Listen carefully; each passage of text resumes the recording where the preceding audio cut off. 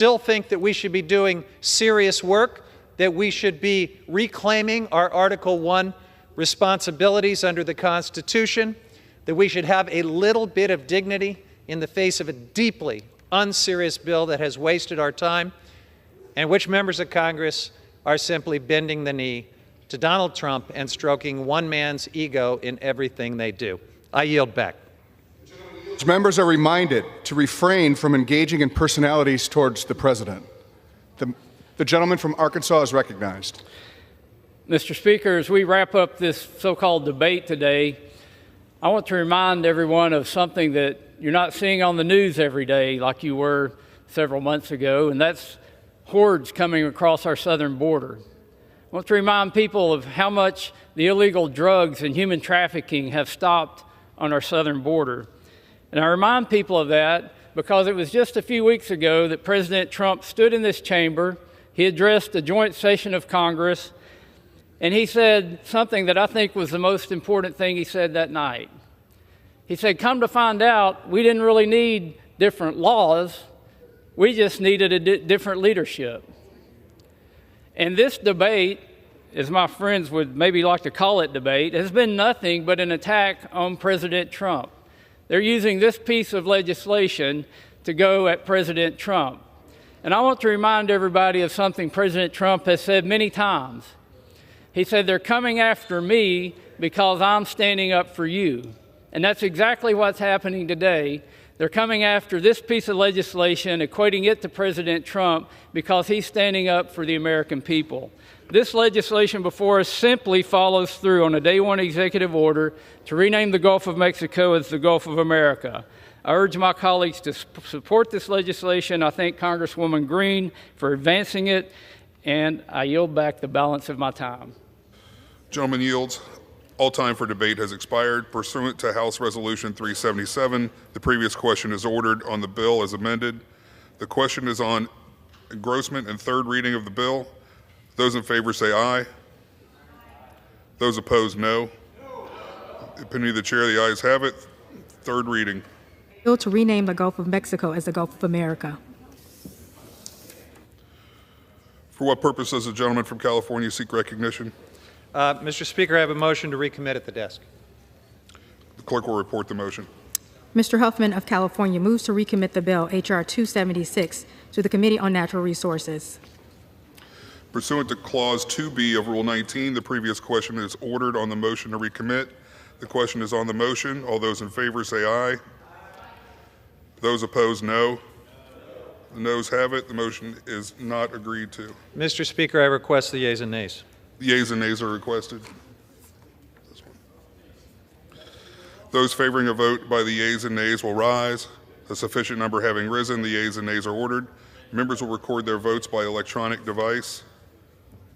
Pursuant to Clause 9 of Rule 20, the chair will reduce to 5 minutes the minimum time for any electronic vote on the question of passage of the bill if ordered. This is a 15-minute vote.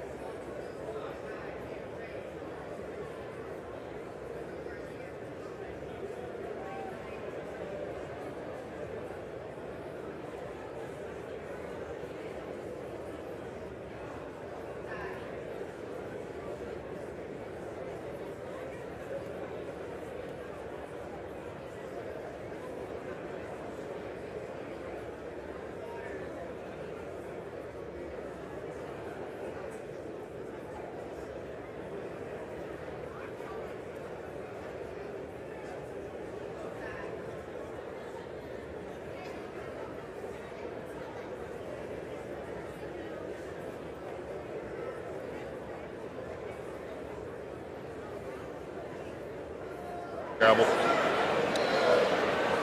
On this vote, the yeas are 203, the nays are 213, with 0 voting present. The motion is not adopted. The question is on the passage of the bill. Those in favor say aye. Those opposed, no. The ayes have it. The bill is passed, and without objection, the motion reconsider is laid on the table. For what purpose does the gentleman from California seek recognition? Request a recorded vote. A recorded vote is requested. Those favoring a recorded vote will rise.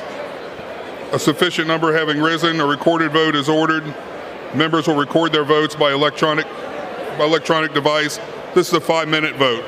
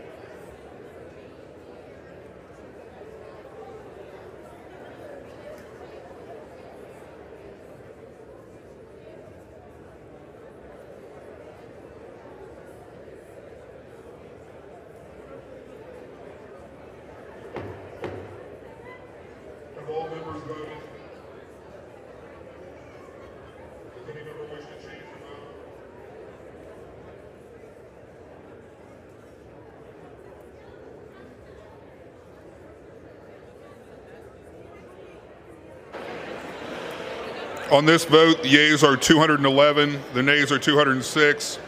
The bill is passed. Without objection, a motion to reconsider is laid on the table.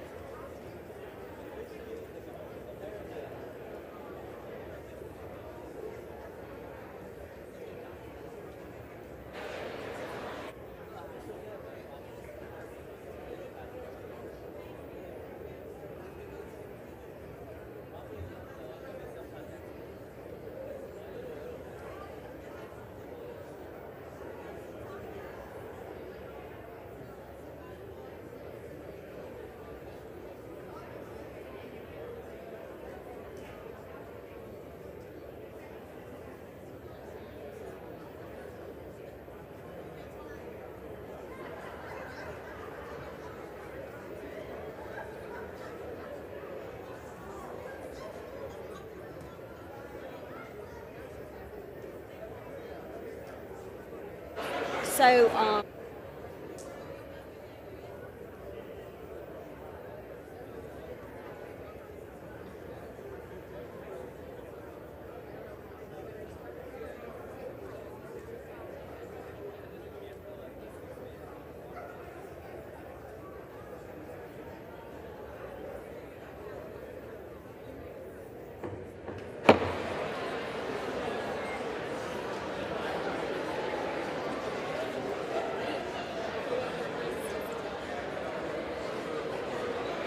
for what purpose does the gentleman from Wisconsin seek recognition? Madam Speaker, I ask unanimous consent that when the House adjourns today, it adjourn to meet at 1 p.m. tomorrow. And further, when the House adjourns that day, it adjourn to meet at noon on Tuesday, May 13, 2025 for morning hour debate and 2 p.m. for legislative business. Without objection.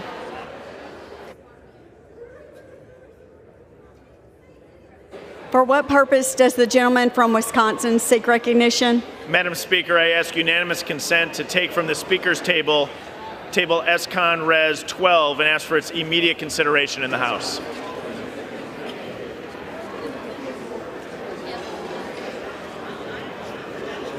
The clerk will report the title of the concurrent resolution. Senate Concurrent Resolution 12, concurrent resolution authorizing the use of Emancipation Hall and the Capitol Visitor Center for a ceremony to present the Congressional Gold Medal collectively to the United States Army Rangers, veterans of World War II. Is there objection to the consideration of the concurrent resolution? Without objection, the concurrent resolution is agreed to, and the motion to reconsider is laid on the table.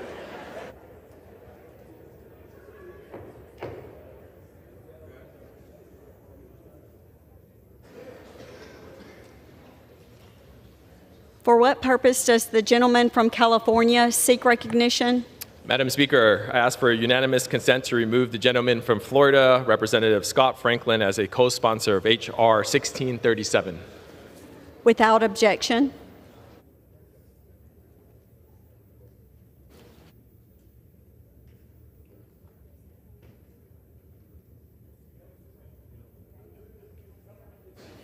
The chair will now entertain requests for 1-minute speeches. For what purpose does the gentleman from Pennsylvania seek recognition?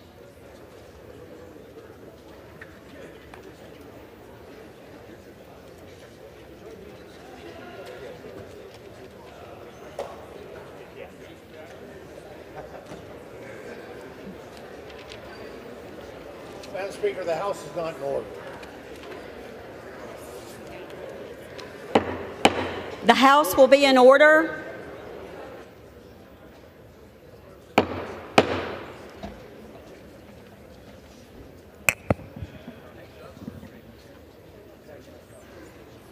Madam Speaker, I request unanimous consent to address the House for 1 minute and to revise and extend my remarks. Without objection. Madam Speaker, I rise today in honor of National Teacher Appreciation Week. This week, we thank extraordinary educators who shape the next generation. Across America, communities are celebrating teachers, not just as instructors, but as mentors, leaders, and role models. Every one of us can recall a teacher who made a lasting impact. For many, it was someone who believed in us before we believed in ourselves. Teachers inspire curiosity, nurture dreams, and help students persevere through challenges, both academic and personal. Their work is vital and their influence extends beyond the classroom.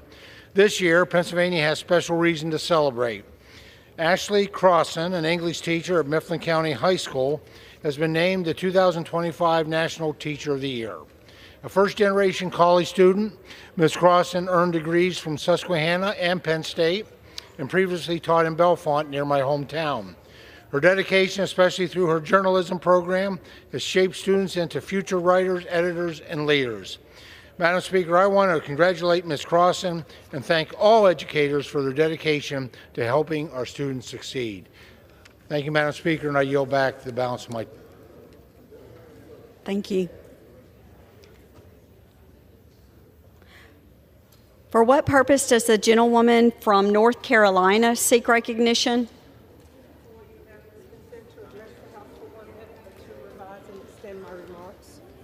Without objection. Thank you, Madam Speaker. I rise today to celebrate the 50th anniversary of the Hayti Heritage Center in Durham, which has been at the forefront of advancing the heritage of the historic Hayti and the African American experience. Through dance, music, and culture, this center has continued to uplift and enrich the vibrancy and spirit of our city in immeasurable ways. The history of Durham cannot be separated from the history of Durham's Black Wall Street and Hayti, a thriving cultural and business hub for Black Americans, and the Hayti Heritage Center's steadfast commitment to preserving this rich heritage is a profound gift to our community. Now more than ever, as we see efforts to rewrite our nation's past, the work of centers like these, which promote cultural understanding through community events, are more critical than ever, and it is truly an honor to represent a district that is home to such a remarkable institution. The impact you have had on generations of our community cannot be understated. Congratulations on this momentous milestone, and I look forward to seeing you all and the meaningful work and achievements that lie ahead. Madam Speaker, I yield back. Thank you. For what purpose does the gentleman from Montana seek recognition? Madam Speaker, I seek unanimous consent to address the House for 1 minute and to extend and revise my remarks. Without objection, the gentleman is recognized for 1 minute. Madam Speaker, today I rise in recognition of Military Appreciation Month. You know, being an Air Force veteran myself, I understand the sacrifices made every day by this nation's men and women who serve in our armed forces. Now, these sacrifices aren't just borne by our service members, but also by their families who support them and by their children left home while we send them in harm's way to defend this great country and all she represents. To my brothers and sisters in arms in Montana and across this great nation, thank you. Thank you for taking the watch. Thank you for defending this nation. Thank you for protecting us. You bring honor upon yourselves, you bring honor upon your families, onto your communities, and to these great United States of America. Madam Chair, I yield. Yes. Thank you. For what purpose does the gentleman from Virginia seek recognition? I also address the House, unanimous consent to address the House for up to 1 minute and extend and revise my remarks. Without objection, the gentleman is recognized for 1 minute. Thank you, Madam Speaker. I rise today to celebrate the grand opening of the Tree of Life's new Ashburn location. This nonprofit provides critical services to our community, including weekly meals and grocery deliveries, ESOL classes and job search assistance, free clothing and transitional housing support, free health education and vaccine clinics, and activities for seniors and individuals with disabilities. And the opening, which I believe was this morning, is a combined Ashburn location, which was once Sterling and Leesburg. It'll now be centralized in Ashburn, which means services will be easier to access. It'll also be closer to my house, which is great. But I want to congratulate and thank the Tree of Life and nonprofits across our region for the critical work they do to serve those in need. I yield back. Thank you. For what purpose does the gentleman from Ohio seek recognition? Madam Speaker, I ask unanimous consent to address the House for 1 minute and to revise and extend my remarks. Without objection, the gentleman is recognized for 1 minute. Madam Speaker, I rise today to recognize Garrett Stanfield. Garrett is from Manchester, Ohio, and won the Young Cattleman of the Year award at the Ohio Cattlemen's Association annual meeting and awards banquet this past February. This award recognizes individuals or couples who show leadership and have been successful in the beef operation industry.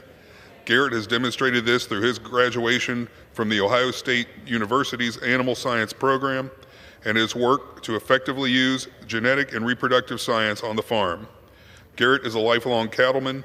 He was raised on Stanfield Farms, which has been operated for generations by the Stanfield family in southern Ohio. America's cattlemen, farmers, and ranchers are the backbone of our country. It is a great honor to advocate for them in Congress, and it is my sincere hope that we can pass a full farm bill on their behalf. Currently working with Transova Genetics on innovative breeding processes, Garrett will participate in the upcoming National Cattlemen's Beef Association's Young Cattlemen's Conference and as representative from Ohio Cattlemen's Association. Garrett, Ohio is so proud of you and thankful for all you do and your fellow farmers do for America. Thank you, Madam Speaker. I yield back. Thank you. For what purpose does the gentlewoman from Vermont seek recognition? Without objection, the gentlewoman is recognized for 1 minute.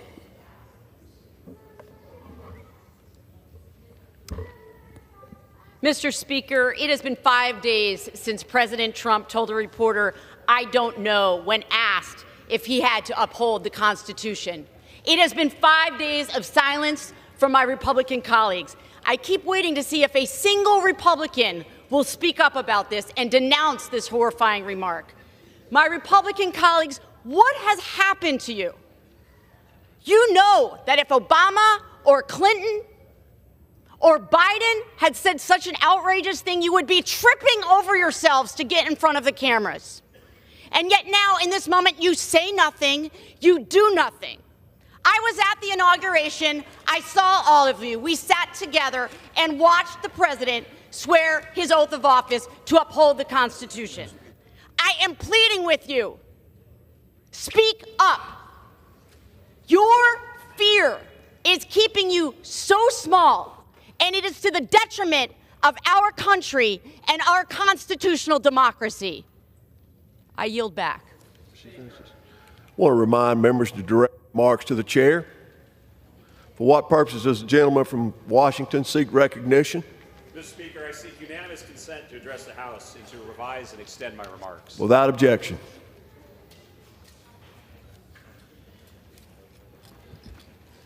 Mr. Speaker, I rise today to recognize and congratulate the Pullman High School Science Bowl team for their outstanding performance in the U.S. Department of Energy's National Science Bowl held in Washington, D.C. on April 28th.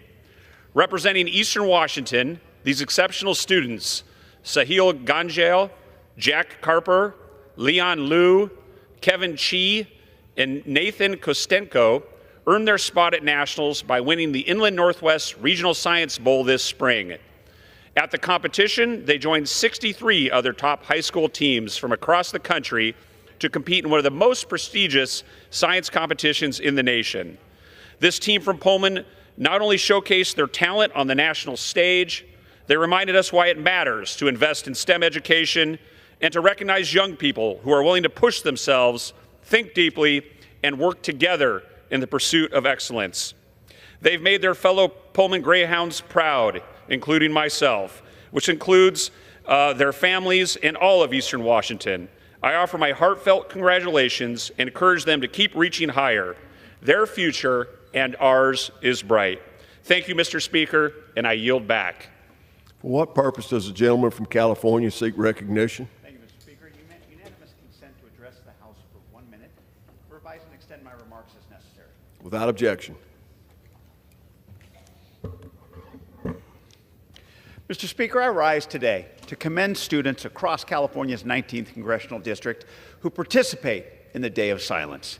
This is a day in which we highlight discrimination and harassment of LGBTQ students in our schools all across the country.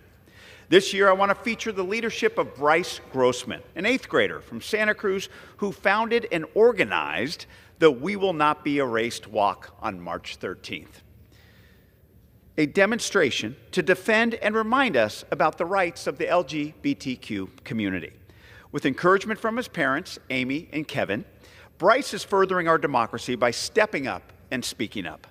As Bryce said, we will be loud, we will be proud for our rights, for our families, and for the LGBTQ community. Mr. Speaker, the actions of Bryce and all students and allies on the Day of Silence demonstrate that our youth understand that when we engage, that's how we endure. As a community, as a country, and most importantly, as a democracy based on liberty, justice, and equality for all. Thank you, Mr. Speaker. I yield back. The chair will receive a message.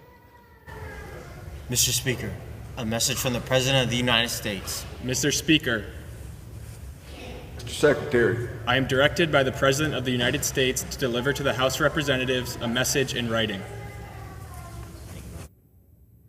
For what purposes does the gentlewoman from South Carolina seek recognition? Mr. Speaker, I ask unanimous consent to address the House for 1 minute and to revise and extend my remarks. Without objection.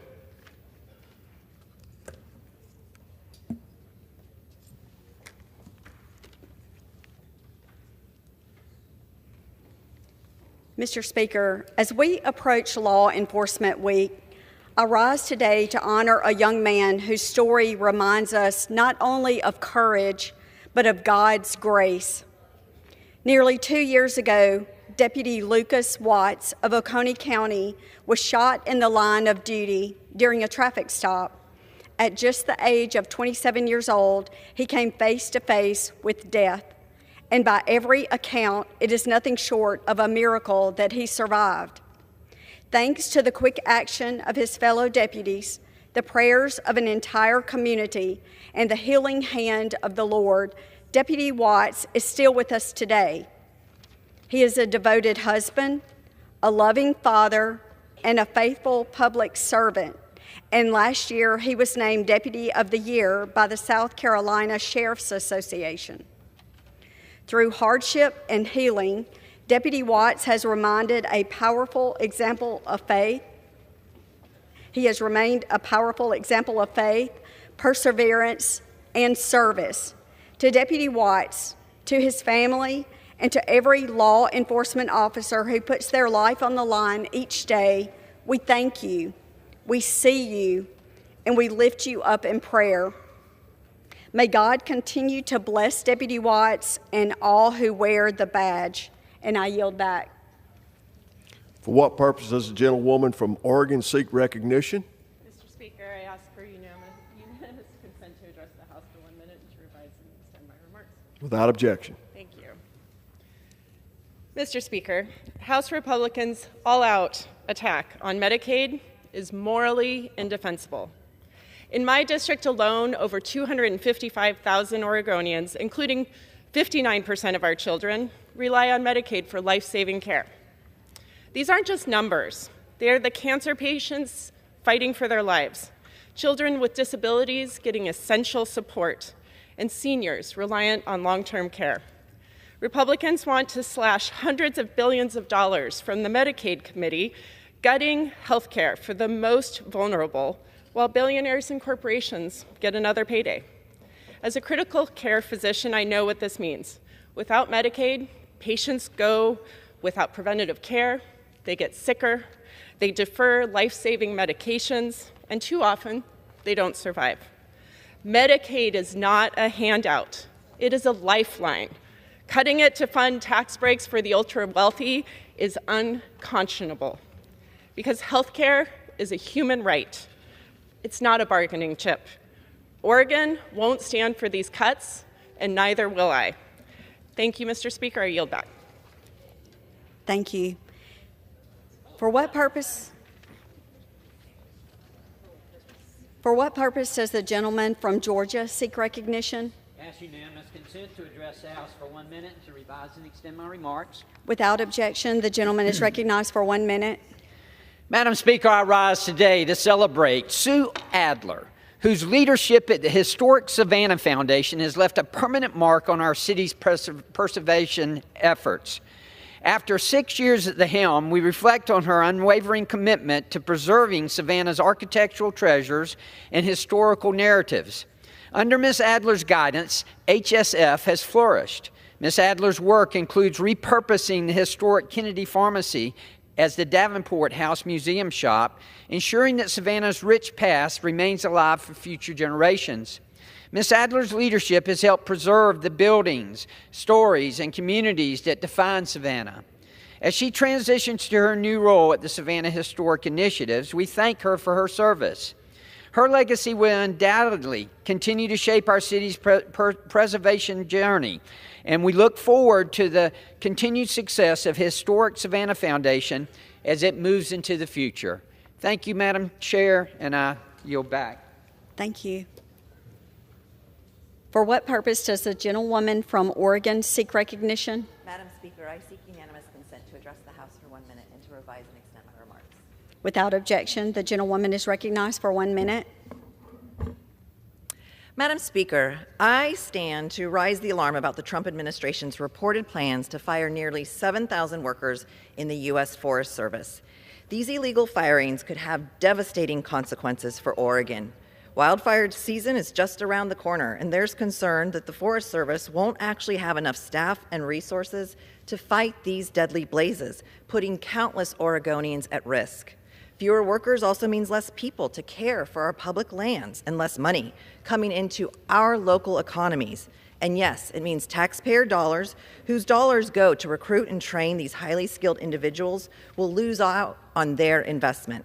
That's why my colleagues and I sent a letter to Secretary Rollins and President Trump demanding the reinstatement of all Forest Service personnel who have been illegally fired. Luckily, our letter resulted in some workers being reinstated, but the threat of more terminations remain.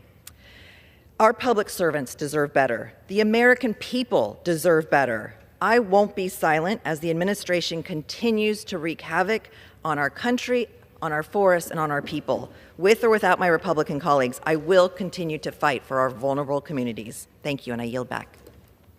For what purpose does the gentlewoman from California seek recognition? Madam Speaker, I rise to address the House for 1 minute and revise and extend my remarks. Without objection, the gentlewoman is recognized for 1 minute. Thank you. Today, I rise to recognize and thank my Operations Director, Alex Collision, for his 4 years of service in the House of Representatives. And this is Alex's son, Anthony. His dedicated work ethic and sharp sense of humor have made him an integral part of our team, keeping me and my office on track, smiling and teaching us Armenian history along the way. While he was working around the clock in my office during the past 4 years, he has also been a part-time law school student and has been a devoted husband, father, and a dear friend. My team will not be the same without you, Alex, but we are excited for you as you embark on this next chapter in your career as a lawyer back home in Los Angeles, and I know I will continue to see you.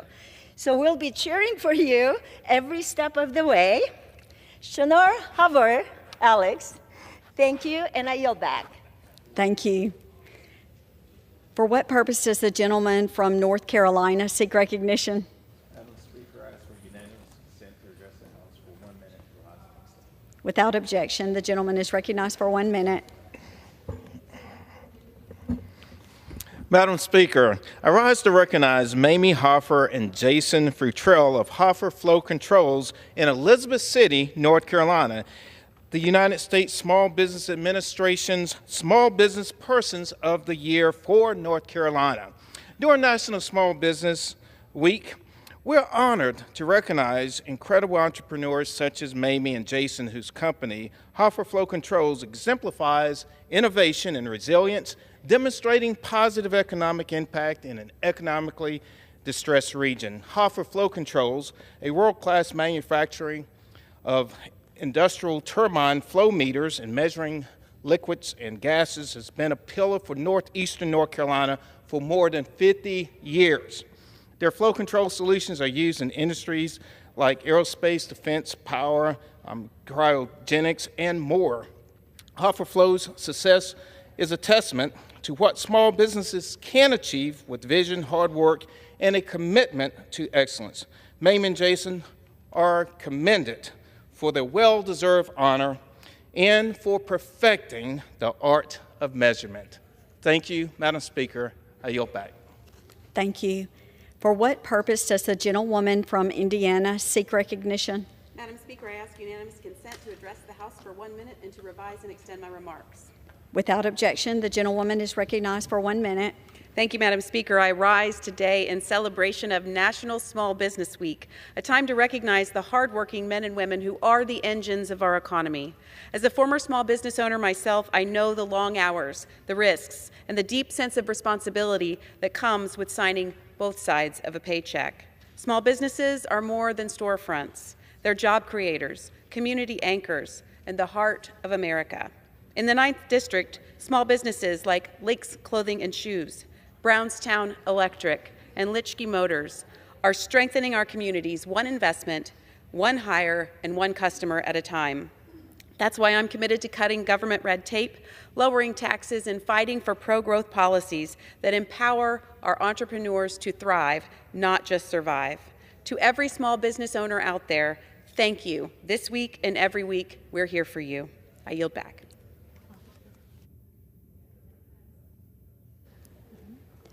For what purpose does the gentleman from Virginia seek recognition? I ask unanimous consent to address the House for 1 minute to revise and extend my remarks. Without objection, the gentleman is recognized for 1 minute. Madam Speaker, this week, Small Business Week, it's my honor to recognize Joe Klontz on his receipt of the John L. Stanley Award from the Orange County Chamber of Commerce. This award is given to those who are committed to going above and beyond to support Orange County's business community. Through Joe's business providing critical electrical services to the residents of Orange, he has built a legacy of hard work. But what makes him so deserving of this award is not just what he does at work. It's the time and energy he devotes to strengthening our community. He has helped grow local business and create new opportunities for the people of Orange County. During Small Business Week, I am honored to congratulate you on this well-earned award and recognize you as this week's Constituent of the Week.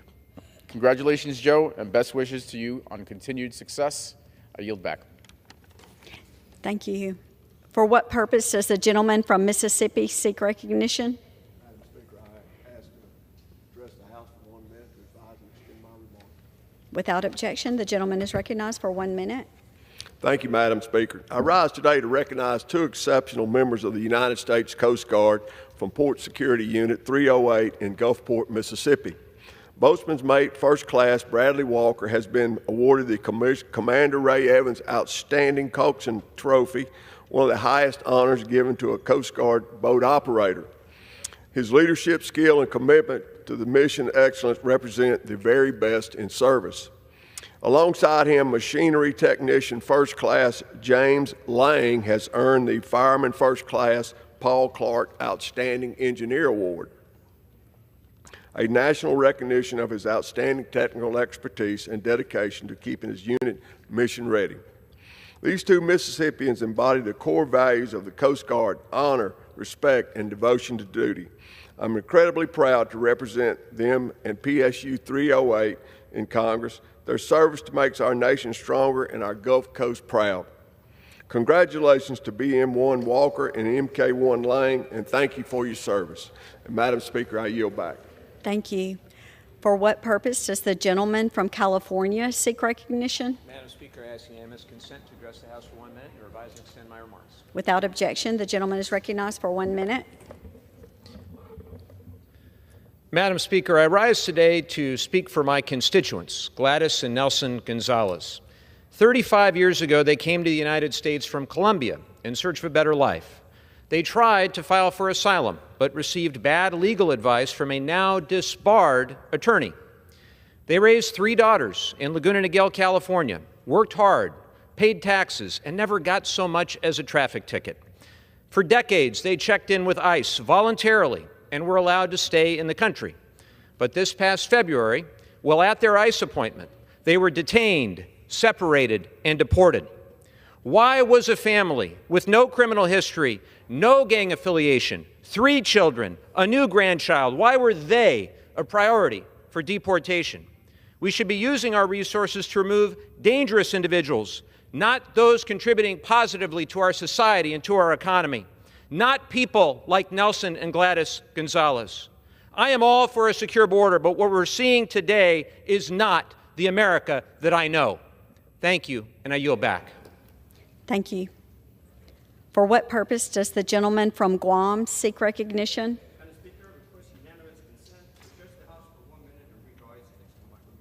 Without objection, the gentleman is recognized for 1 minute.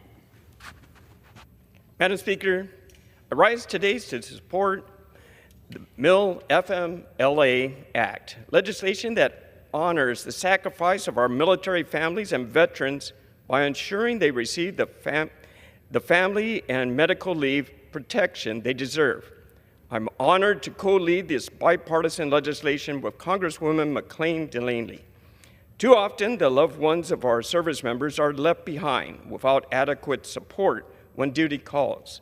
MIL-FMLA Act fixes this by extending the family and medical leave benefits to family members of the National Guard and the reserve troops, recognizing the unique burdens they bear when their loved ones are deployed. This act also extends these same protections to our veterans and their families, ensuring they can take the time they need to care for their health without fear of losing their jobs. This is not just about fairness, it's about readiness. When families are supported at home, our service members can focus on the mission. As a proud representative of Guam, where service to our nation runs deep, I urge my colleagues to stand with our military families and pass this bill without delay. Thank you. I yield back. For what purpose does the gentlewoman from Washington seek recognition? For unanimous consent to address the House for 1 minute. Without objection, the gentlewoman is recognized for 1 minute.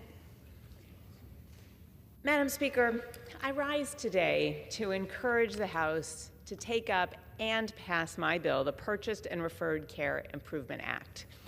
This bill works to correct an all too common occurrence, which is that tribal members are referred to collections agencies because the Indian Health Service failed to pay its bills. Sometimes tribal members utilizing the Indian Health Service will be referred to an outside specialist or another provider, and this is what is known as purchased and referred care. IHS is still responsible for the payment for this care, but all too often fails to follow through on that obligation. And so these unpaid bills often lead to tribal members paying those themselves, being saddled with medical debt that they should never have incurred in the first place. So Chairman Jared Erickson and members of the Colville tribe came and visited my office. We talked about this, and they brought it to my attention. And Colville tribal members have been hounded by debt collection agencies for bills that the Indian Health Service failed to pay.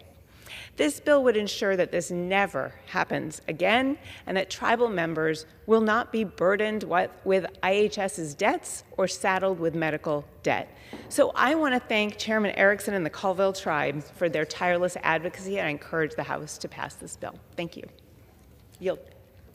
For what purpose does the gentleman from California seek recognition? Seek unanimous consent to address the House for 1 minute. Without objection, the gentleman is recognized for 1 minute. Thank you, Madam Speaker. In California, we have this high-speed rail project. I call it high-cost rail because it's become a symbol of runaway spending and is indeed a complete boondoggle.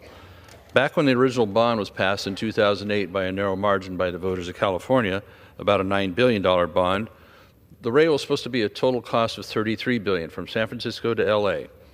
It has ballooned up to $130 billion of projected costs, and that was 17 years ago. And so far, there's hardly any infrastructure that has been built. So what do you have? Over 17 years, they've managed to raise about $17 billion from cap and trade tax in California and 2 different disbursements from the Democrat presidencies. So in 17 years, check this, raised $17 billion. They're short $110 billion to complete the project. Not only that, they're at least 25 years behind. It was supposed to have been done by 2020.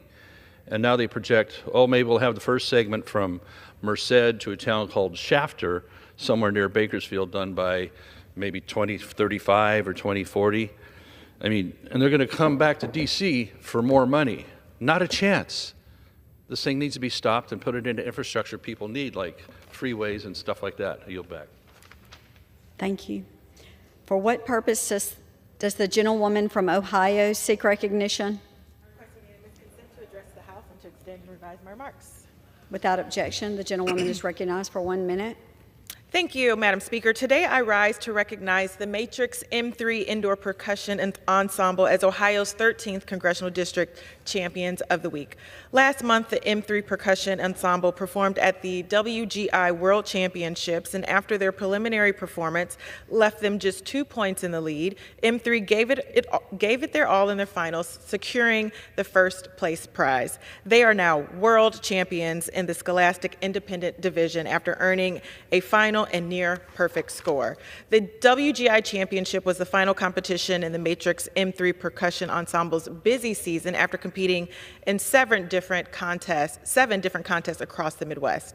The group is a perfect example of why Ohio's 13th Congressional District is known as the birthplace of champions, and I look forward to seeing all that they accomplish in the future. Once again, I'd like to congratulate the Matrix M3 Indoor Percussion Ensemble for bringing home this gold medal. Our community is so very proud of you and your hard work and incredible talent. Thank you, Madam Speaker. I yield back. Thank you. For what purpose does the gentlewoman from California seek recognition? Madam Speaker, I request unanimous consent to address the House for 1 minute and to revise and extend my remarks. Without objection, the gentlewoman is recognized for 1 minute.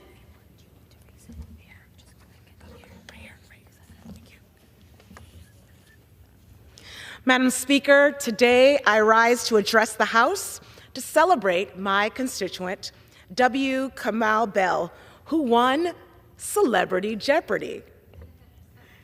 It's a pretty cool thing. Not only did he win Celebrity Jeopardy, as a constituent who's lived in my district in Oakland, California since the 1990s, he's consistently given back philanthropically to young people and underserved communities, again, for almost 30 years. After winning Celebrity Jeopardy, just recently, he gave $1 million, the full winnings, back to community, specifically to the school district in Oakland, California. His donation has supported over 200 projects in Oakland schools, including Castlemont High School. Just recently, I visited Castlemont High School and met with these amazing students who are full of potential. These students are not only the future, they are the now. Many teachers across our school districts, in my district and throughout the country, are going out of their own pockets to buy support services for students and their own supplies. Kamau's philanthropic spirit will reduce that reality for our teachers, and I am so proud to call him not only my constituent, but a leading voice in the United States. Thank you so much, Kamau. And I yield back. Thank you. For what purpose does the gentlewoman from Ohio seek recognition? The House for 1 minute, revise and extend my remarks. Without objection, the gentlewoman is recognized for 1 minute. Mr. Speaker, I rise today to highlight a bipartisan resolution introduced alongside my Northwest Ohio colleague Bob Latta. It proclaims May 9th to May 18th this year, 2025, as National American Birding Week. Each spring, 3.5 billion birds from over 350 million species migrate through the United States to their breeding grounds. They stop along the shores of our Great Lakes Flyway before continuing their journey to Canada and beyond. They don't have to pay any tariffs. Birding in our abundant freshwater kingdom draws environmental stewards from around the globe. Nationwide, 95 million birders generate over $90 billion annually for our economy. The biggest week in American birding is sponsored by the Black Swamp Bird Observatory in Oak Harbor, Ohio. And this event leverages public-private partnerships to promote conservation of migratory bird populations and promote millions of dollars of economic development through nature tourism, research, education, and outreach. Ohio is proud to host our guests from near and far. We welcome everyone during America's Birding Week. Let this continue for generations to come. I yield back. Thank you. For what purpose does the gentlewoman from New Mexico seek recognition?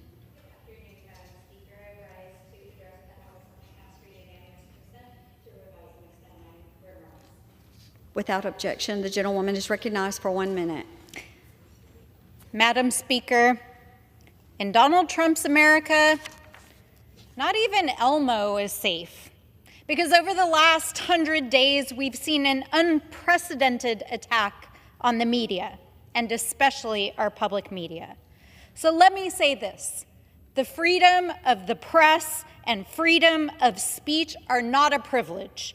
They are enshrined in the United States Constitution, vital to our democracy and to accountability. But we've seen attack after attack, threats on the media and communications companies, outlets replaced in the Pentagon, an order attacking PBS and NPR just this very week, and an attempt to throw the AP out of the White House for daring to tell the truth.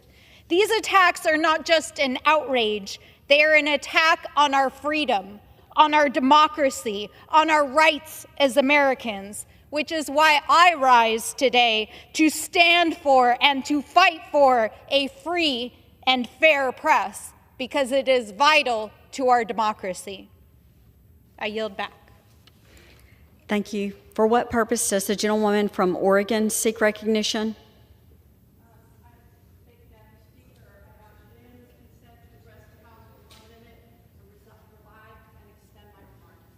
Without objection, the gentlewoman is recognized for 1 minute. Thank you, Madam Speaker. 2 days ago, I got a text from a firefighter in my district saying, get a rare blood cancer and find out there's no firefighter cancer registry. The cancer registry is hosted by NIOSH, and on April 1st and last week, the agency was gutted. In Gresham, Oregon, there was an investigation because we had a firefighter who spent months in the hospital after surviving a flash fire, and the investigators were fired in the middle of the investigation. I come from a family of firefighters, one of whom just got diagnosed with Parkinson's after spending months at the World Trade Center.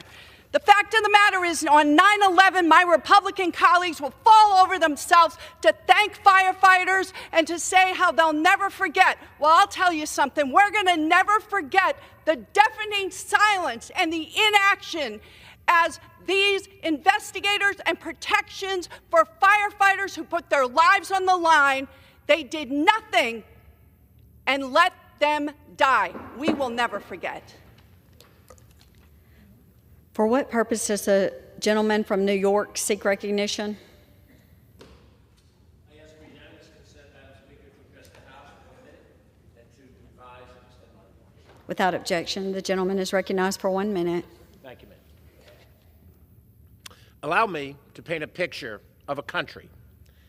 Threats to the media to control the flow of information to the citizenry. Cutting funds to childhood education, higher education, and the arts to limit free and independent thought. Telling families it's time to tighten their wallets for the greater good. A focus on investing in prisons. Members of the judiciary jailed for following the law. Military parades that celebrate the leader. When Americans hear this, we associate them with the likes of Lukashenko of Belarus or Kim Jong-un of North Korea. But these are all examples of our country, the United States of America, in the last 3 months and what is planned. Fear. Fear is the ultimate goal of leaders like this. We need to stand up for freedom and democracy, or we may lose them forever. This Congress must stop being a rubber stamp for this president and perform its constitutional duty as a check and a balance. Thank you, Madam Speaker. For what purpose does the gentleman from Indiana seek recognition? Without objection, the gentleman is recognized for 1 minute. Madam Speaker, I rise today to express my support for the Court-Appointed Special Advocates Program, also known as the CASA program through the Department of Justice.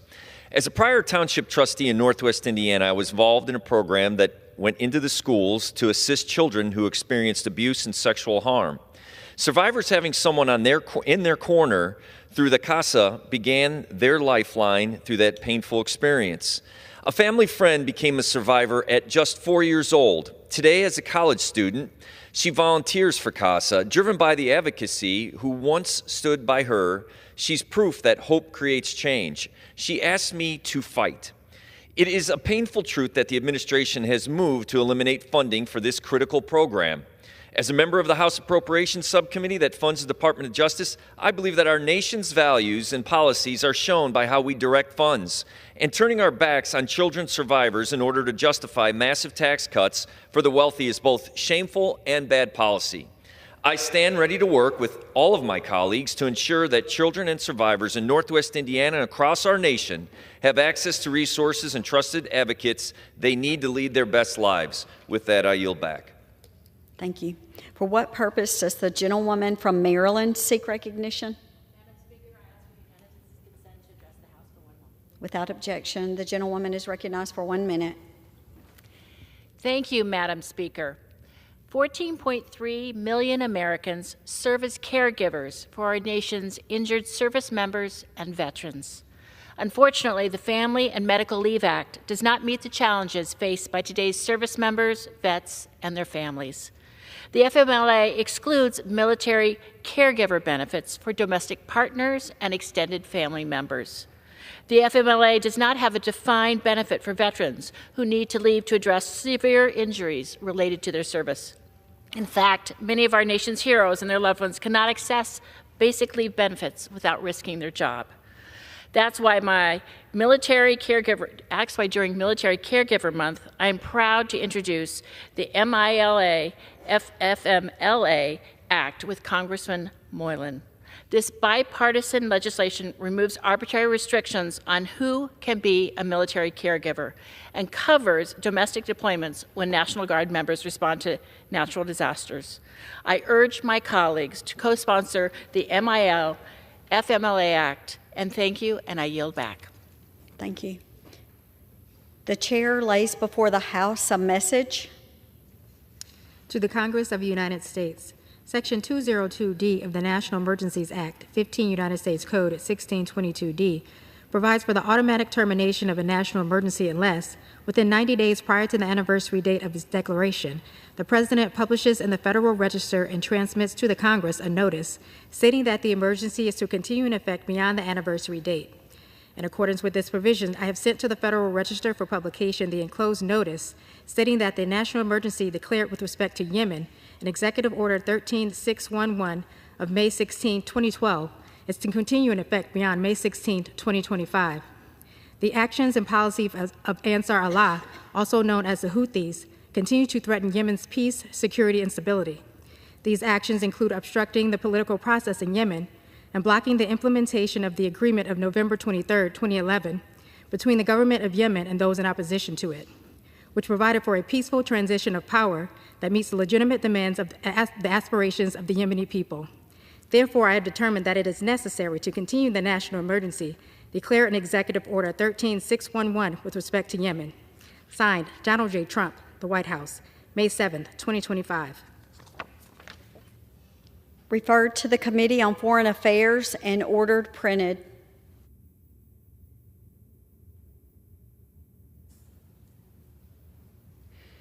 Under the Speaker's announced policy of January 3, 2025, the gentlewoman from California, Ms. Waters, is recognized for 60 minutes as the designee of the Minority Leader. Thank you very much, Madam Speaker. I rise today to further discuss with our members and this country, the situation that we find ourselves in, the chaotic situation that has so many people confused, this chaotic situation that is causing trauma and harm to the people of this country. And so I know much of what I'm going to say today perhaps have been said by others before, but we need to talk about this situation over and over and over again and daily so that people can understand what is going on and how our democracy is being challenged.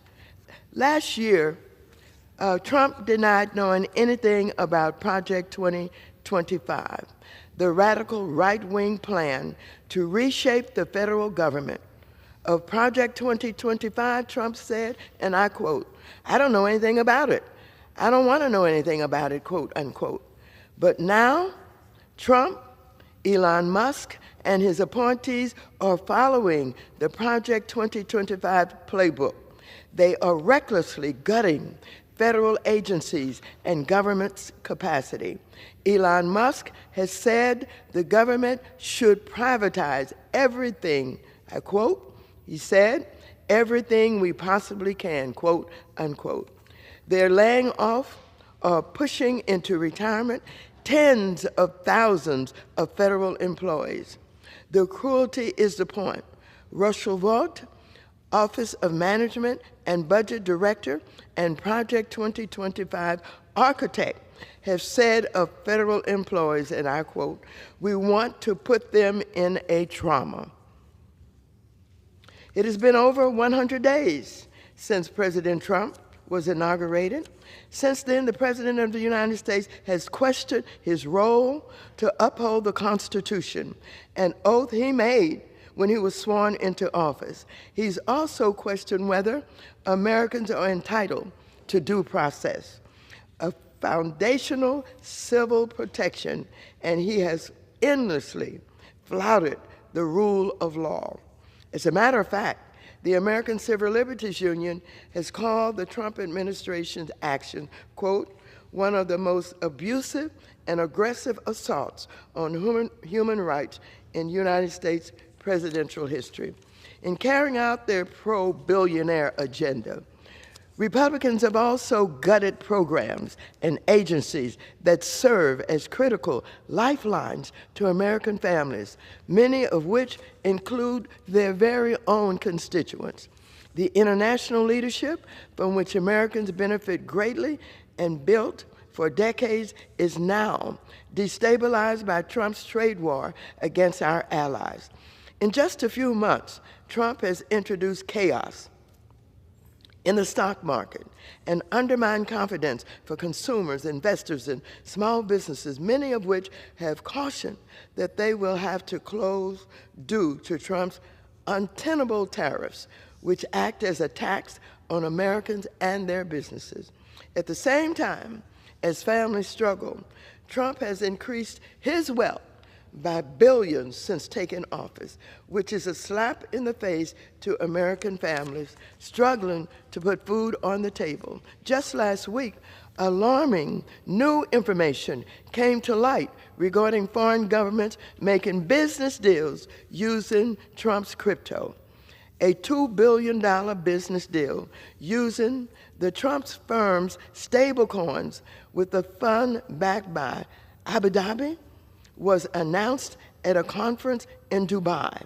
This arrangement represents a significant contribution by a foreign government to President Trump's private crypto business that will abundantly grow the Trump family's wealth.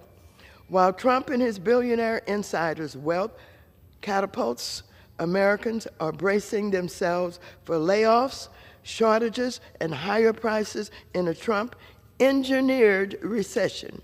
While Trump and his family continue to land billions of dollars in deals and investments with American companies and foreign entities, Trump has asked Americans to withstand the pain. I quote, that's what he said, just withstand the pain. And so, this is from his economic policies.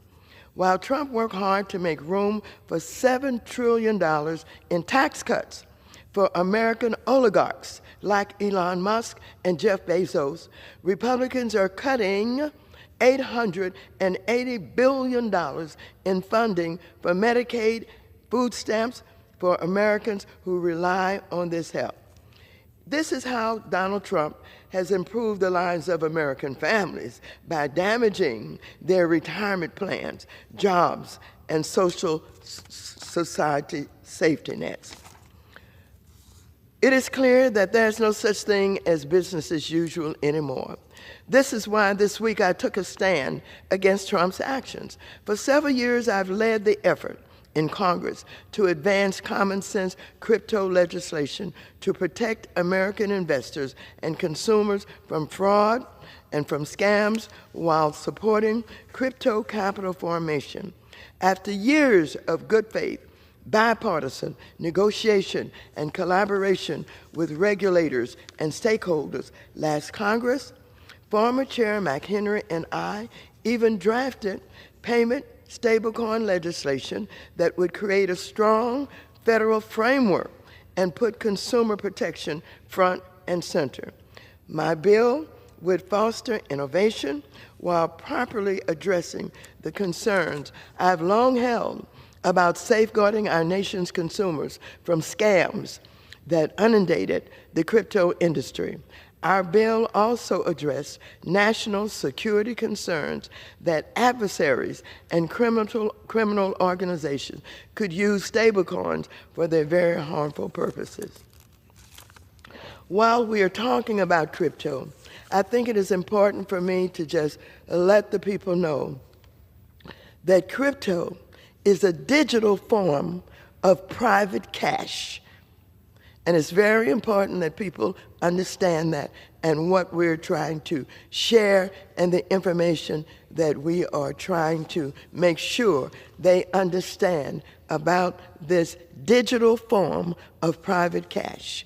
However, we live in a different world now, and many of these risks have only increased since the inauguration of President Trump.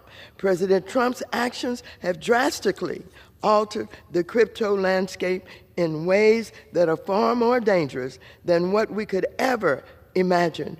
And he has gutted the financial regulators' task with protecting Americans. So, ahead of the scheduled joint hearing between the Financial Services Committee and the Agriculture Committee on crypto market structure legislation, I presented a straightforward, acceptable, and basic request to the Republicans. I told the chair of the Financial Services Committee that I would only give my consent to this hearing if Republicans would include provisions to block Trump or any sitting president and his family, as well as members of Congress, from further profiting off crypto at the expense of American families in this crypto legislation. That's all I asked for. Unlike other hearings in Congress, this one was different. It required every member, Democrat and Republican, to agree on holding this hearing. Well, I had to think whether I could agree to this hearing if there wasn't a commitment to address the corruption I and many across this country are recognizing.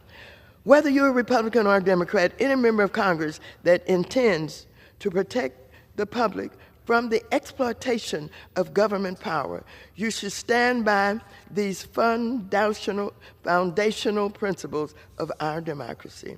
Regrettably, Republicans rejected my request. In fact, rather than post my legislation to stop corruption, they decided to not even post their legislation. And then, when I asked for a commitment to include a prohibition on owning crypto by the public officials writing the laws and rules governing crypto, that was rejected as well.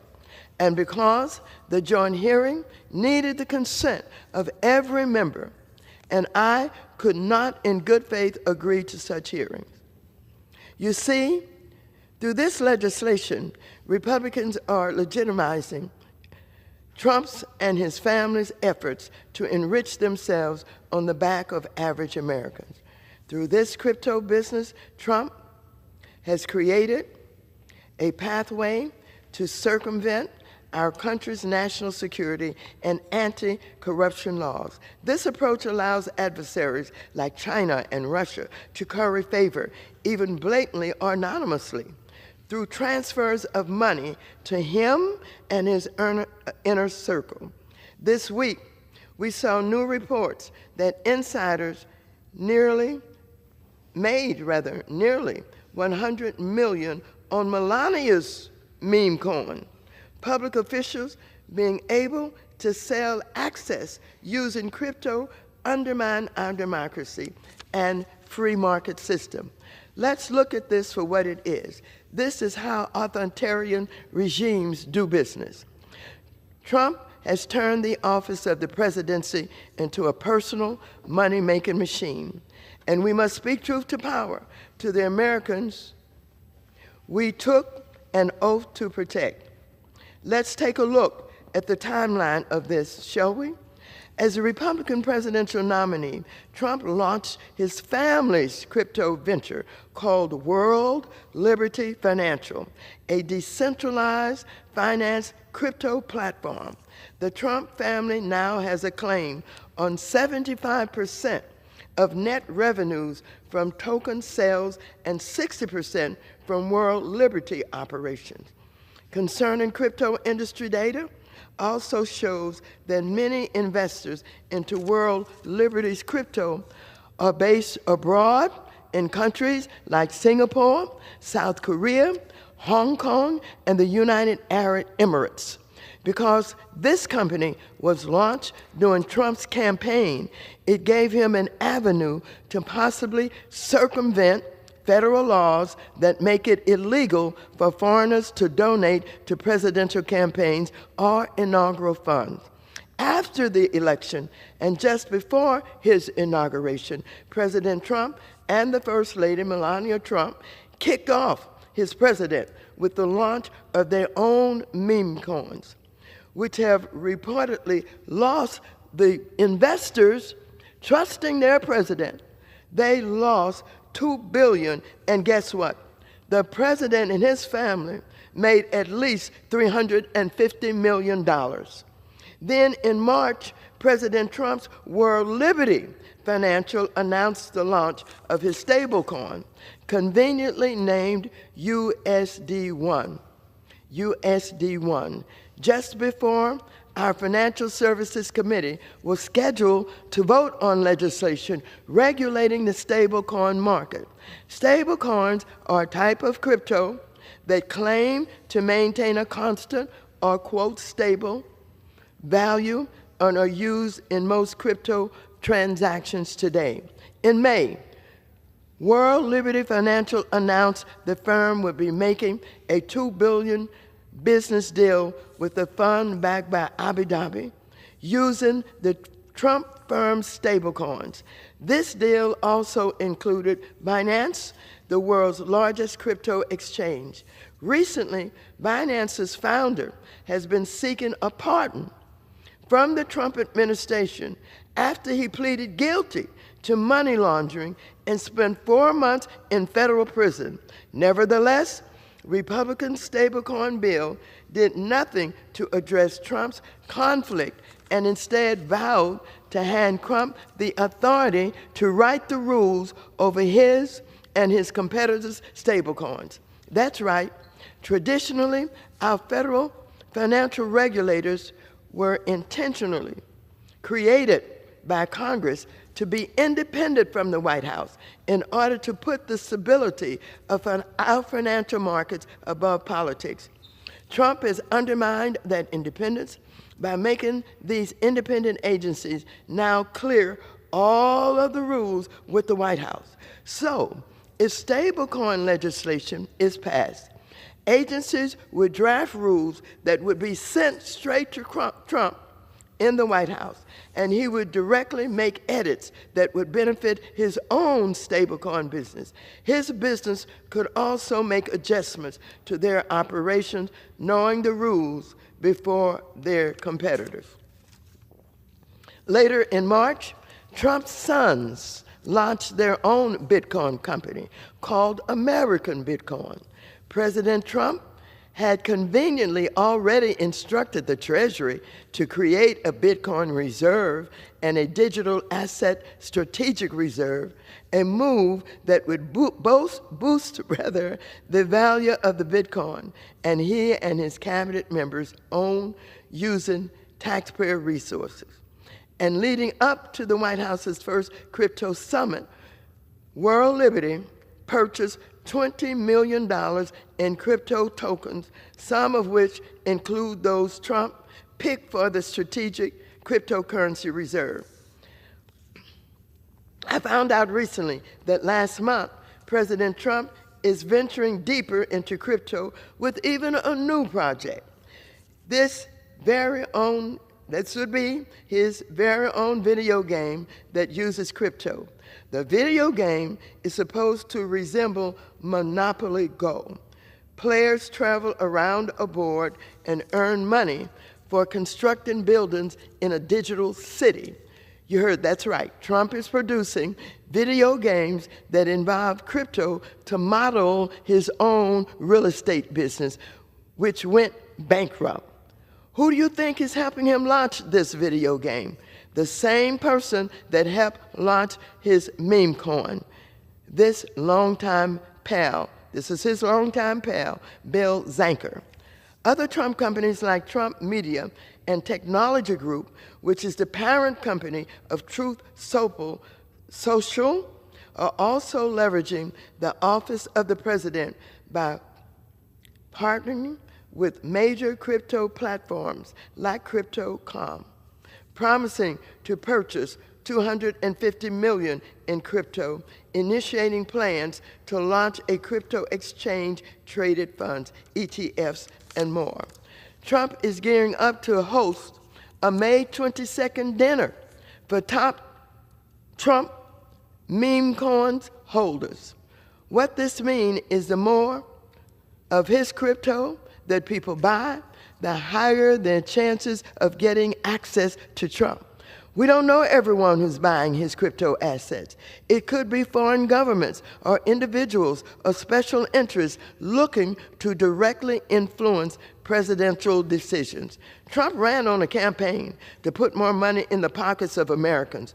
Turns out he just meant his pockets and those of his cronies. The first 100 days of the Trump administration were filled with failures, chaos, and incompetence. The United States' role and reputation globally has been severely damaged, and many Americans are worried they will no longer receive their Social Security checks and Medicaid they need. Now, congressional representatives who are Republicans, the congressional Republicans, insist on pushing forward crypto market structure legislation without addressing any of the corruption I have mentioned here today. So I ask members to keep in mind, all of this is occurring against this unprecedented backdrop. Every day, congressional Republicans refuse to stand up for their constituents. They diminish their power and Congresses and damage the country's democratic future. At the same time, Trump has undone Congress's decades-long ethics rules and enforcement laws. In doing so, he has removed many of the institutions and watchdogs that would serve as a check on his own self-profiteering. He has gutted the Corporate Transparency Act, frozen enforcement for the Foreign Corrupt Practices Act, and disbanded the Department of Justice's National Cryptocurrency Enforcement Team. Trump has also been extremely clear about taking control of independent agencies, even issuing executive orders, making sure they're no longer independent from the whims of politics. And the Securities and Exchange Commission has suspended several ongoing cases for Trump donors and Trump crypto investors. For example, The Securities and Exchange Commission recently suspended its enforcement action against Justin Sun, founder of the Tron Foundation. The SEC's own complaint detailed how Sun sold unregistered crypto asset securities, manipulated trading to artificially inflate the prices of the tokens he issued, and secretly paid celebrities to tout his tokens, all in violation of well-established and widely recognized securities laws. The timing also raises significant concerns, and it aligns with Sun's $25 million investment in Trump's World Liberty Financial. We do not need to repeat the mistakes of the past with a new risky financial product. We can integrate the lessons of the past for a future that spearheads responsible innovation and growth. Remember the predatory mortgages from the financial crisis? Those were also sold as innovative products without difficult and sufficient guardrails. Instead, they caused millions of people to lose their jobs, their homes, their savings, reversing and worsening any gains that had been made in Black and Latino home ownership and wealth. The collapse of the housing market during this time displaced approximately 10 million Americans. So, as Trump wreaks chaos on the stock market and broader economy, he's also injecting additional risk to our financial system, ultimately putting the country on track for a recession and financial crisis. Let's start with Trump's deregulatory agenda. Trump has shuttered the Consumer Financial Protection Bureau. Republicans are paving way for reality where the Consumer Financial Protection Bureau is dismantled, and the economy is no longer guided by independent regulators. Instead, regulators are being manipulated to serve the political and financial interests of the president and his billionaire insiders. In this context, light touch crypto legislation would have real risks for all. Trump has undone critical enforcement mechanisms that make our marketplace safer for consumers and hold bad actors accountable. The Trump administration is also integrating unnecessary risk and volatility into agencies. For example, according to recent reports, the Department of Housing and Urban Development, or HUD, is attempting to experiment with crypto in their operations, including by paying grantees in stablecoin or crypto. And one of Trump's executive orders leaves the door wide open for Trump to require the use of his stablecoins and meme coins in order to pay taxes or enter into other arrangements with the government. This would be just another in a string of this administration's egregious conflicts of interest. During the 2008 financial crisis, we saw how poorly regulated money market funds needed to be bailed out by Treasury Secretary using the Exchange Stabilization Fund. We also saw how the Federal Reserve used its emergency lending authority to provide a bailout for American International Group. When we step back and view all of these factors, it is clear Trump is socializing risk to American families that are not engaging with the crypto ecosystem. I'm deeply concerned that as president, Trump will transfer the risk from his venues and sponsorship of the crypto industry to the American taxpayer. And so, as members of Congress, we must legislate every day, then try to shutter the CFPB. They are trying to shutter the CFPB every day. We are fighting, whether it's in agency headquarters or in the court. As members of Congress, we have the serious duty to protect and defend the American public. And since the Republican majority refuses to do its job, I'm determined to shed light on these critical issues. And now, moving from the Consumer Financial Protection Bureau into the diversity, equality, and inclusion that he has made a top priority in his administration. There is a continuancy legacy of racism, sexism, and discrimination in our society. Bias and discrimination has contributed to the exclusion of qualified women and people of color, LGBT, and persons without disability, with disabilities, and veterans. Diversity, equity, and inclusion policies are not about mandates and quotas. On the contrary, DEI is about eliminating bias, opening doors, and giving everyone, no matter what they look like or who they love, or just giving a fair opportunity for employment, promotion, and access to capital.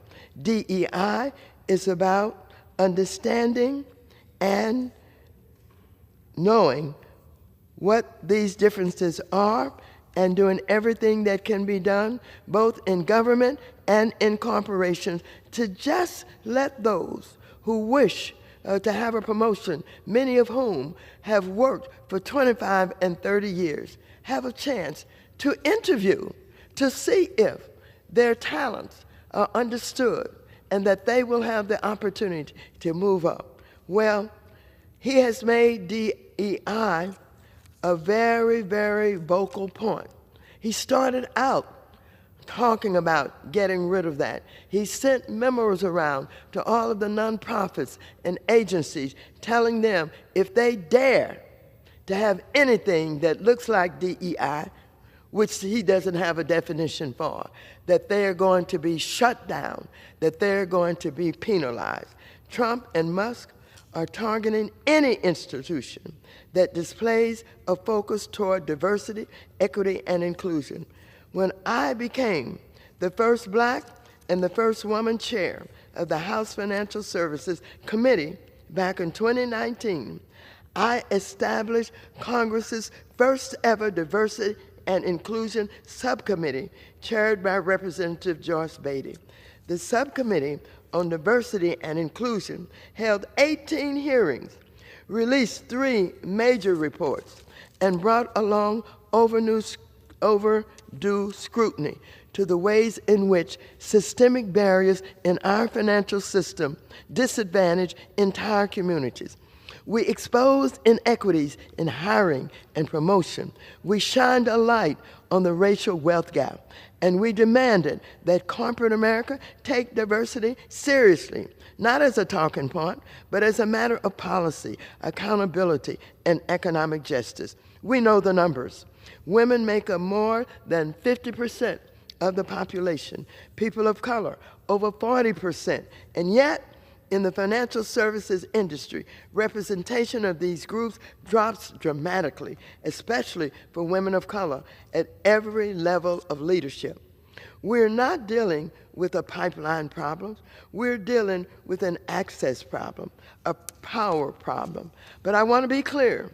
My commitment to DEI did not start there. Back in 2010, I helped to create the offices of minority and women inclusion at our nation's top financial regulators. These offices were designed to embed DEI into the DNA of the financial system, from hiring and contracting to how institutions supervise the banks they regulate.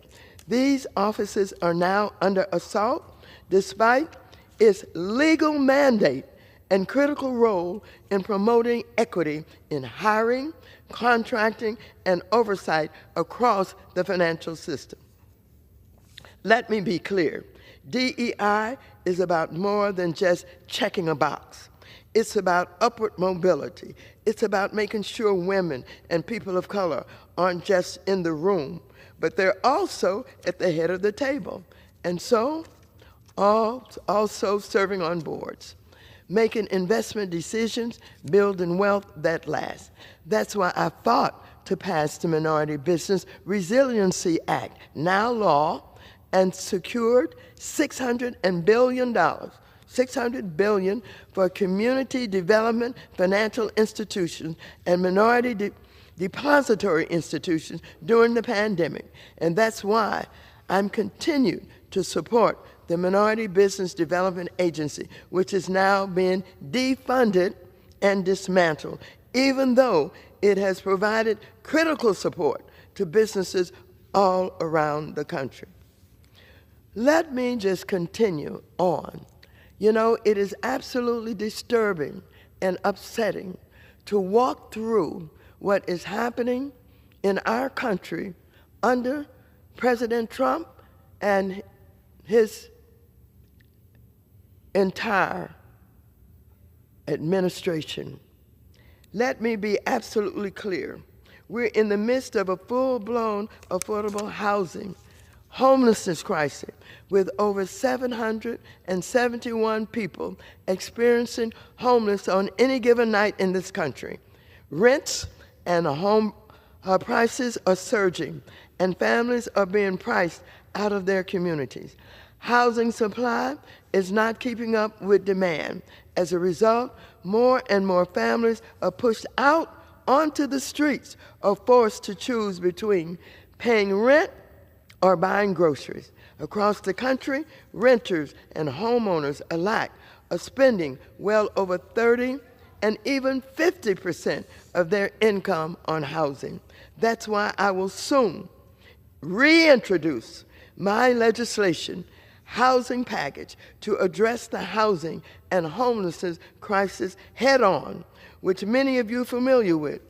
My Housing Crisis Response Act, Ending Homelessness Act, and Down Payment Toward Equity Act. This will help increase the supply of housing, bring down costs, and revive the dream of home ownership for all. While Democrats are fighting to deliver real relief to families across this country, President Trump, along with co-president Elon Musk and Secretary Scott Turner, are working to decimate HUD from the inside out. Since January, this administration has halted critical agency operations, unlawfully put staff on leave or fired staff, terminated programs that are key to ending housing discrimination, such as affirmatively furthering fair housing and the equal access rules, compromised American sensitive data by granting Elon Musk's so-called Doge personnel with the agency, exposing victims of domestic violence and or assault, reported plans to launch dangerous blockchain and crypto experiments with HUD, and begun planning to shut down HUD field offices all over the country. Make no mistake, this agency isn't a luxury, it's a necessity. This agency helps our veterans, our seniors, people with disabilities, and families struggling to stay afloat. When I saw the harmful impact of this administration, I quickly took action and hand-delivered a letter to Secretary Turner, signed by 122 Democratic colleagues, demanding answers. Now, I'm talking about Secretary Turner, who's been appointed to dismantle HUD by President Trump. What is equally concerning to me in Congress is that Republican members continue their push to slash federal investments in housing, which represent less than 1% of all federal spending. In their latest fiscal year 2025 budget, they slashed housing by more than $500 million, which will put at least 32 million households at risk of eviction and homelessness. And just this week, Trump released a heartless fiscal year 2026 budget that cuts $26 billion from rental assistance programs, including public housing, housing choice vouchers, project-based rental assistance, and housing for seniors, and people with disabilities. He's turning these lifetime programs into state block grants and imposing a cruel 2-year cap on aid for able-bodied adults. It doesn't stop there. His budget also calls for the obliteration of critical community development programs like the Community Development Block Grant and Home and Fair Housing Grant. These are the very programs that help create affordable housing, revitalize disadvantaged neighborhoods, and protect families from housing discrimination.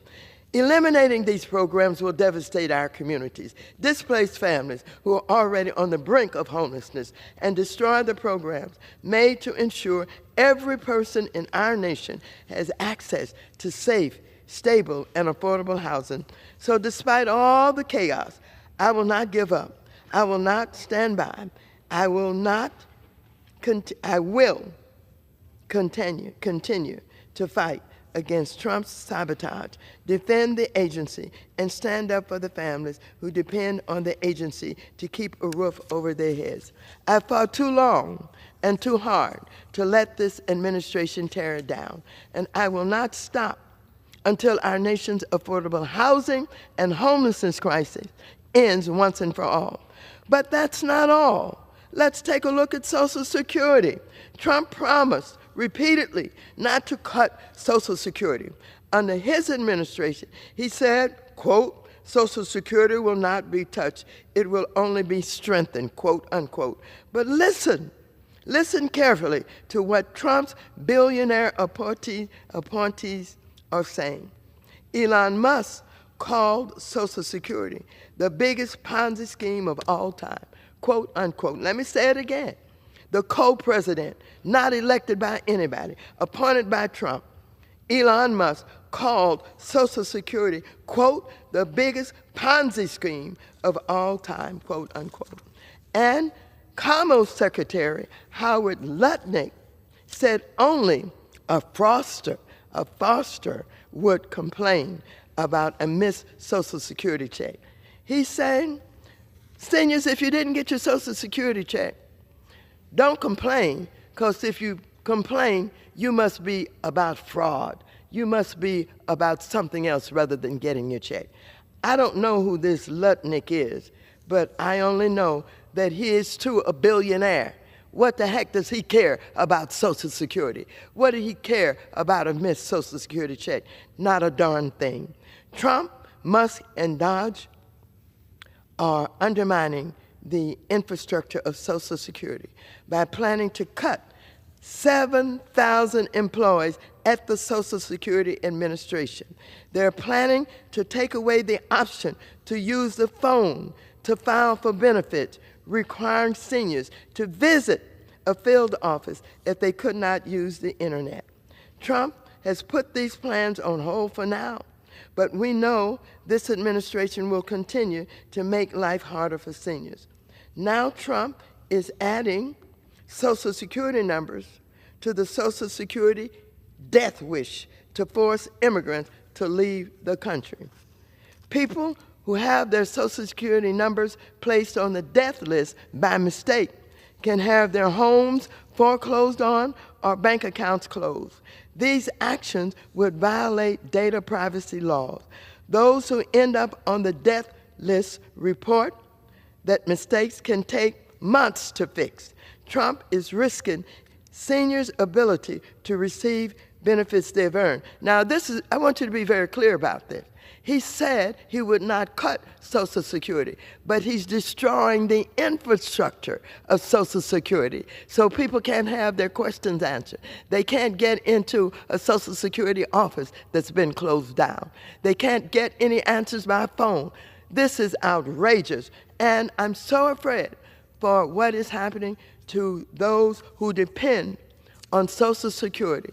I'm so afraid that seniors with limited amounts of Social Security are going to end up hungry. Of course, they won't be able to pay any rent unless they're getting subsidized by HUD in some way. Let's go to Medicaid. And just like with Social Security, Trump and the Republicans are playing games with the people's lives because now they're coming for Medicaid through his dangerous reconciliation bill. But Congress's nonpartisan scorekeeper, the Congressional Budget Office, just confirmed the truth. 5.5 million people would lose their Medicaid coverage if Republicans cut the federal match for expansion states. 3.3 million more would lose coverage if they cap federal Medicaid spending in those same states. 2.3 million people, mostly low-income seniors and people with disabilities, would lose coverage if Republicans repeal Biden's enrollment rule. And a staggering 8.6 million Americans would be pushed off Medicaid if Republicans limit states' ability to fund the program through provider taxes. Here's what that means in real life. Seniors losing nursing home care, children losing access to basic checkups, cancer patients cut off in the middle of treatment, families forced to choose between a doctor's visit and rent. Republicans say these cuts are about, quote, cutting waste, fraud, and abuse. But Americans know what this really is. It's an attack on the most vulnerable to pay for the wealthy and the well-connected. These cuts would not just shrink the deficit, they would shrink the life expectancy of millions. They would drive up hospital costs, emergency room visits, and medical bankruptcies. They would drive up hospital costs, emergency room visits, and medical bankruptcies. These proposals would leave entire communities, especially communities of color, Black, Latino, and rural populations, without a health care safety net. But Republicans don't care as long as the Billionaires Boys Club can pad their pockets. It's a stark reminder of whose interests they are really serving.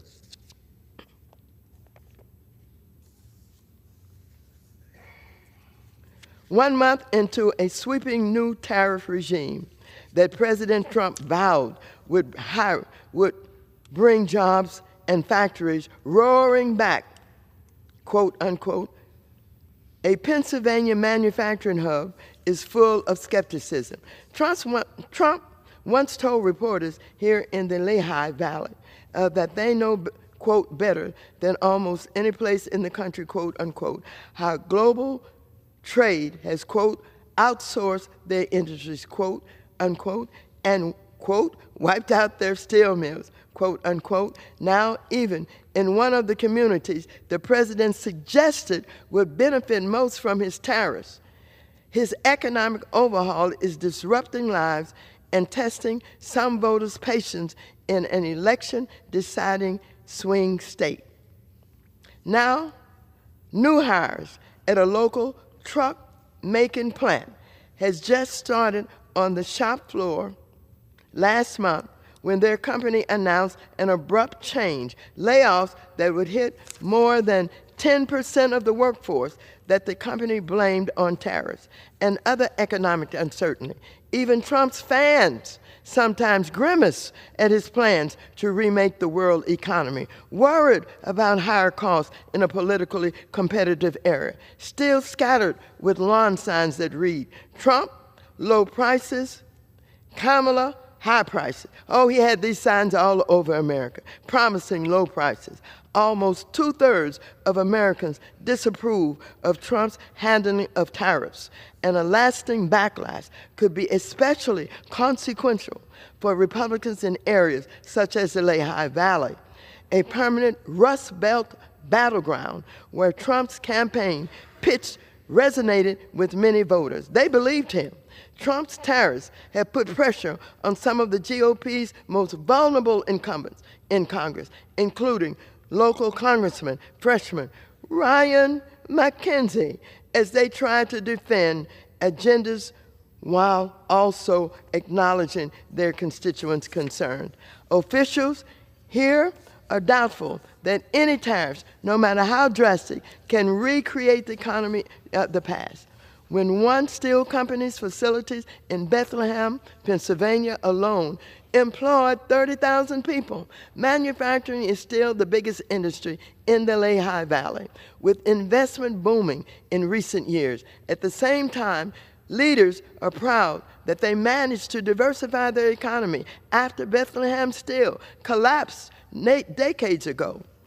Brian Higgins, a longtime Republican commissioner in Lower, I think it is in McCuney Township, home to truck plant, said it's hard to imagine manufacturing rebounding to where it was decades ago. I don't think anybody thinks that you could bring the Lehigh Valley back to what it was, Higgins said, and I quote, that's what he said. And he said, could we bring some manufacturing back here? Probably, but not to the extent that people believe, quote unquote. Quote, I just think it's going to cost more money and it's going to hurt us with retaliatory tariffs, said Higgins, a self-described Reagan Republican who could not bring himself to vote for Trump. Trump argues that levying tariffs on imports will give him leverage for trade deals and ultimately compel companies to ramp up production in the United States. Critics say the strategy will raise costs for consumers and destabilize the economy while leaving businesses too uncertain about the failure to make plans.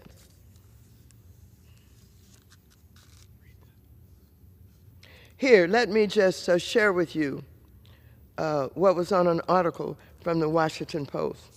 Trump's tariffs are causing untold harm to America. Let me read another story. This story is from the Wall Street Journal. The dumbest trade war in history. Wall Street Journal said that. President Trump will fire his first tariff salvo on Saturday against those notorious American adversaries, Mexico and Canada. They'll get hit with a 25% border tax, while China, a real adversary, will endure 10%. This reminds us of the old Bernard Lewis joke that it's risky to be America's enemy, but it can be fatal to be its friend. Leaving China aside, Mr. Trump's justification for this economic assault on the neighbors makes no sense. While House Press Secretary Carolyn Leavitt said, they're enabled, I'll quote, enabled illegal drugs to pour into our country, quote, unquote, but drugs have flowed into the United States for decades and will continue to do so as long as Americans keep using them. Neither country can stop it. Drugs may be an excuse since Mr. Trump has made clear he lacks tariffs for their own sake. He doesn't need the products they have. Mr. Trump said on Thursday, quote, we have all the oil you need. We have all the trees you need.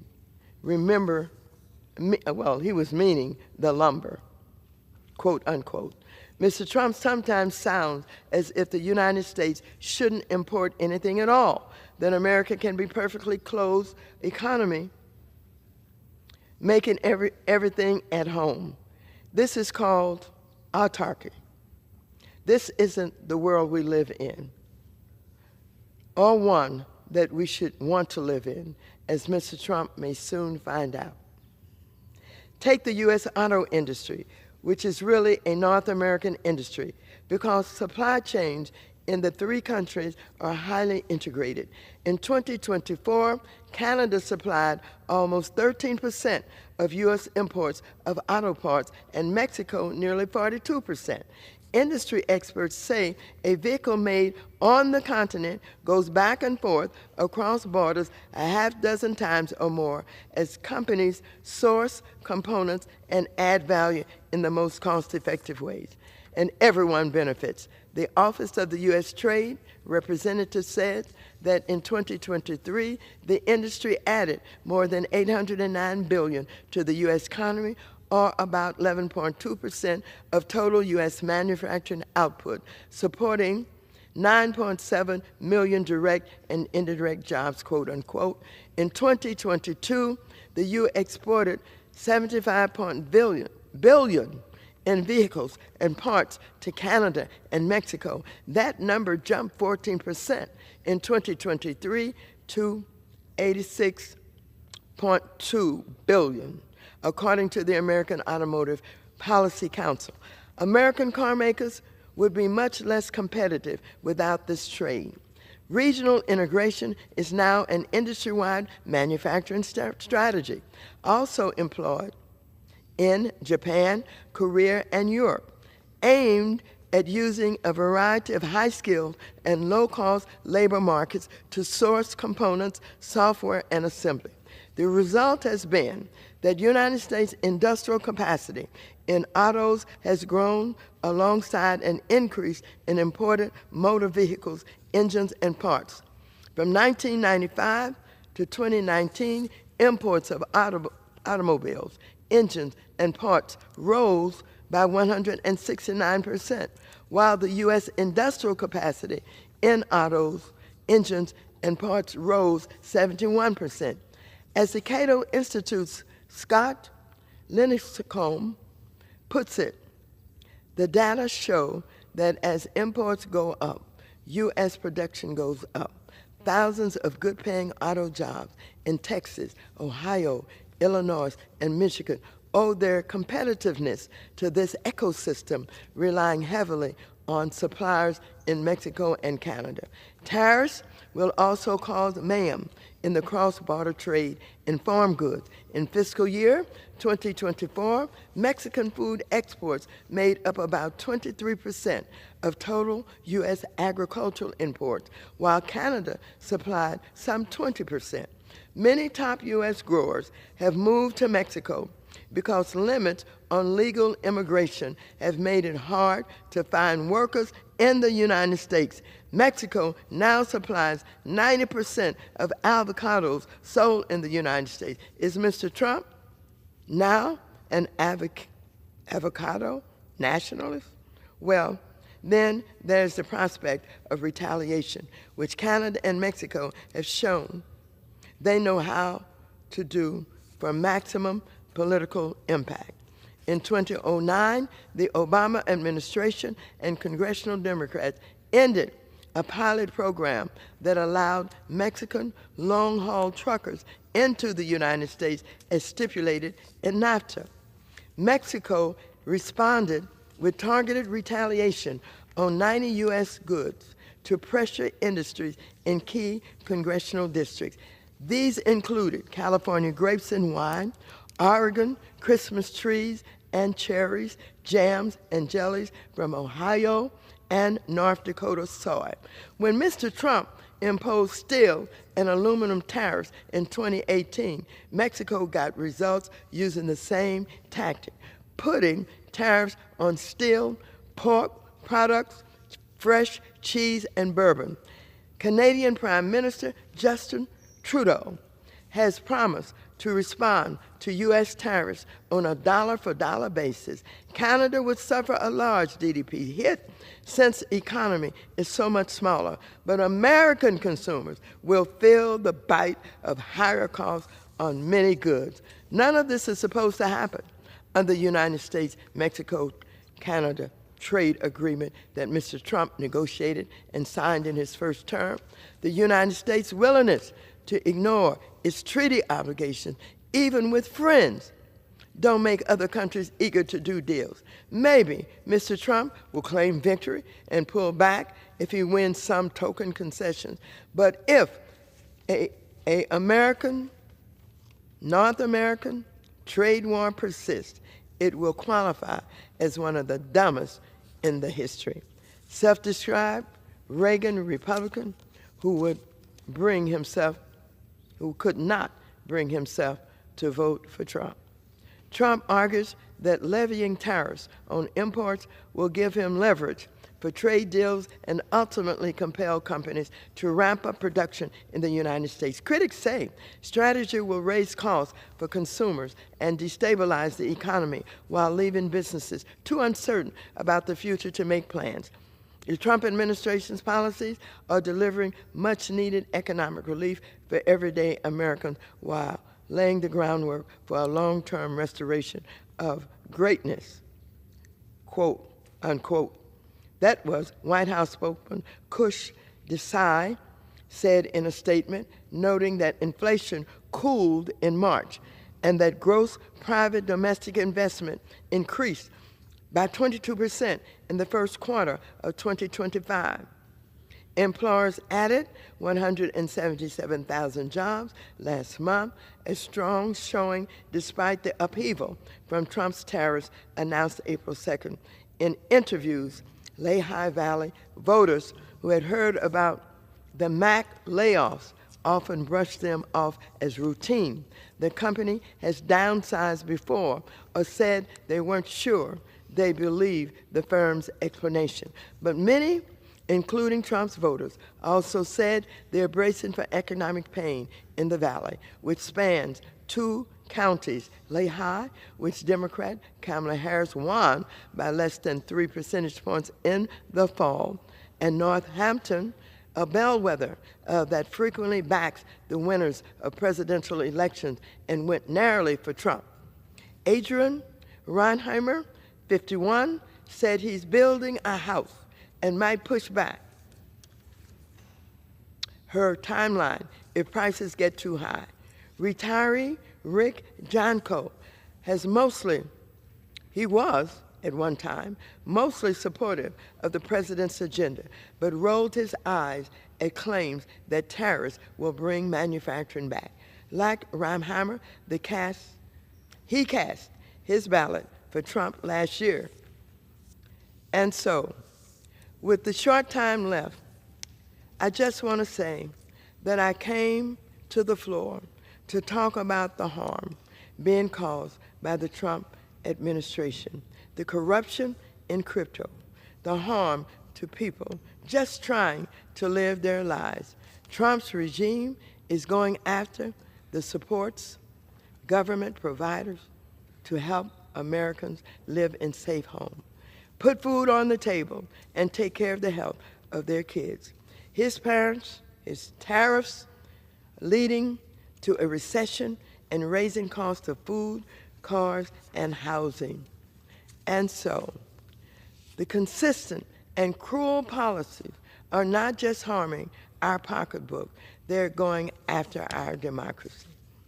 And so, ladies and gentlemen, this concludes the time that I've been afforded on the floor today to give light to and transparency to what is happening in this administration. I know that it's hard to believe. I know that people could not believe that the President of the United States is undermining our democracy. But this is a president who has no care, no concern, no respect. This is a president who dresses himself up like the Pope and invites photographers to come and take a look. When I talk about disrespect, this president disrespects everybody but his money. This